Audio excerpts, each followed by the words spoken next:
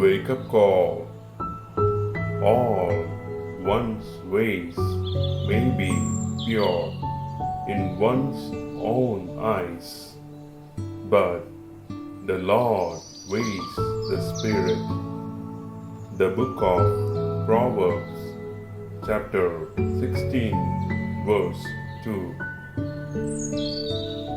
ഒരുവന് തൻ്റെ നടപടികൾ അന്യൂനമെന്ന് തോന്നുന്നു, കർത്താവ് ഹൃദയം പരിശോധിക്കുന്നു. സുഭാഷിതങ്ങളുടെ പുസ്തകം അധ്യായം 16 വാക്യം 2. Good morning. Laudetur Jesus Christus.